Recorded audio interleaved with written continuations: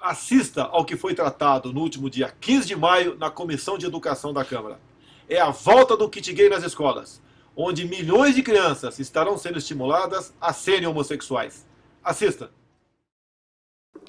Gostaria de iniciar abordando um tema um tanto controverso, que é o da sexualidade infantil, que recorrentemente, no caso da pedofilia dentro da Igreja Católica, é a culpa da criança homossexual. Tá? Gostaria de iniciar abordando um tema um tanto controverso, que é o da sexualidade infantil. Sabemos que essa ideia gera constrangimentos e mesmo indignação, tendo sido objeto, em grande parte, da repulsa que o pensamento freudiano obteve e ainda obtém por parte da sociedade. No entanto, nós sabemos hoje, né, ou pelo menos é assim que a gente constrói o sentido sobre a infância hoje, que a infância em si é uma construção social e histórica moderna, tendo sido aqueles e aquelas que qualificamos hoje como crianças, tratadas durante longos períodos como adultos em miniatura, o que levou o Papa Bento XVI à infeliz declaração, né, inoportuna, digamos assim, de que a pedofilia nem sempre for objeto de penalização e, portanto, poderia ser relativizada historicamente. Evidentemente, nós não vamos usar da compreensão sobre sexualidade infantil para sermos coniventes com esse tipo de manejo argumentativo por parte da Igreja Católica, né?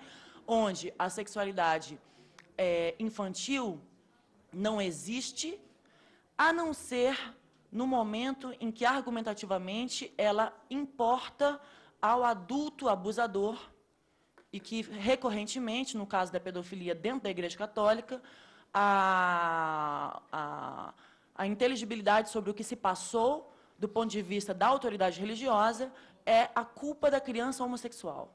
Tá? Então, absolutamente, discutir sexualidade na infância não é absolutamente ser conivente com esse tipo de linha argumentativa. Né?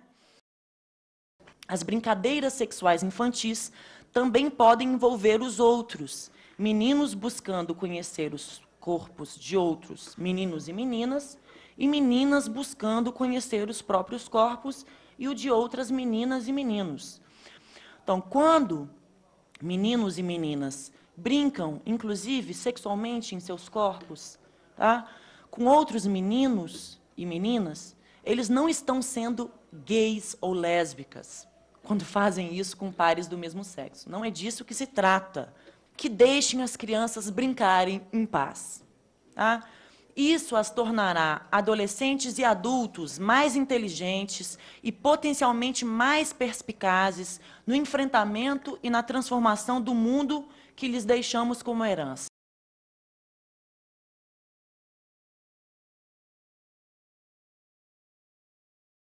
Então, afirmar a existência da sexualidade infantil não é o mesmo que afirmar que as crianças visam o coito genital. Tá? Em grande parte, essa fantasia, né, da sexualidade infantil como uma sexualidade adulta, genitalizada e procriativa, é apenas a cristalização da cena sexual na falta de imaginação ou na vergonha daqueles que insistem ser a sexualidade algo natural ou que se destina à reprodução. A sexualidade infantil é a atividade por meio da qual crianças exploram seus próprios corpos na busca do prazer, mas também no processo de construção da representação de si mesmos. Somos o nosso próprio corpo. As brincadeiras sexuais infantis também podem envolver os outros, meninos buscando conhecer os corpos de outros meninos e meninas buscando conhecer os próprios corpos e o de outras meninas e meninos. Então, quando meninos e meninas brincam, inclusive sexualmente em seus corpos, tá, com outros meninos e meninas, eles não estão sendo gays ou lésbicas quando fazem isso com pares do mesmo sexo. Não é disso que se trata. Tá?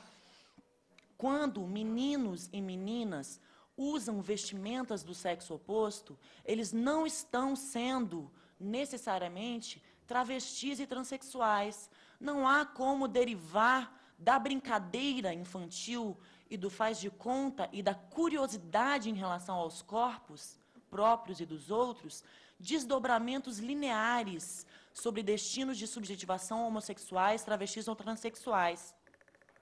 É o olhar adulto que qualifica essas brincadeiras como práticas homossexuais ou como revelação de travestismo ou transexualismo do ponto de vista médico. Tá? As crianças estão apenas buscando conhecer a si próprias e aos seus coetâneos. Tá? É a relutância em aceitar a sexualidade infantil como parte do processo de constituição psíquica da criança que faz com que brincadeiras de faz de conta, a predileção por determinados brinquedos ou jogos e outras atividades que permitem o livre exercício da criatividade como potencial para a significação de si e do mundo, é a relutância em aceitar essa sexualidade infantil como potencial criativo que faz com que o adulto projete tão simplesmente nessa brincadeira a ideia de uma homossexualidade, que, na verdade, está sendo projetada sobre a experiência infantil. Crianças têm sua criatividade e imaginação, têm sua faculdade de significação de si e dos outros tolhida por um medo irracional da possibilidade de que o mundo que temos hoje venha a ser um outro mundo, amanhã ou logo mais. É assim que se ensina a homofobia, se ensina o estereótipo de gênero, se ensina a intolerância, a segregação ou mesmo o ódio. Ensina-se que a sexualidade é vergonhosa, que a imaginação é moralmente condenável e que há um jeito certo para tudo. Há um jeito certo para ser, há um jeito certo para brincar. Aprende-se também que a curiosidade sobre si e sobre os outros pode ferir a própria integridade física e moral. Tudo isso, podem afirmar, é pelo bem das crianças. O ideal da prevenção ronda a preocupação de pais, mães, educadores, médicos, psicoterapeutas e pedagogos. Não se previne a homossexualidade ou a transexualidade ou a travestilidade de crianças ao repreender as suas brincadeiras ou modos de ser. Não se previne isso. Tá? Muitas pessoas adultas gays, muitas pessoas adultas travestis relatam ter vivido forte repressão e tentativas de correção na infância. Então, não se previne isso. Outros adolescentes atuam violentamente como forma de resistência a desejos que são intoleráveis à consciência, pois eles próprios não puderam, conviver com sentimentos homossexuais que foram forçadamente soterrados, mas que permanecem dentro de si mesmos com a fúria do desejo. Então, se eu posso fazer um apelo hoje, eu peço duas coisas. Primeiro, que deixem as crianças brincarem em paz. Tá? Isso as tornará adolescentes e adultos mais inteligentes e potencialmente mais perspicazes no enfrentamento e na transformação do mundo que lhes deixamos como herança. Em segundo lugar, eu peço para ensinarem praticamente, está tão em voga falar de metodologias ativas, e pedagogias participativas, etc. e tal. Então, que se ensine desde cedo, nas escolas e nas famílias, as pessoas a se respeitarem e amarem. Tá?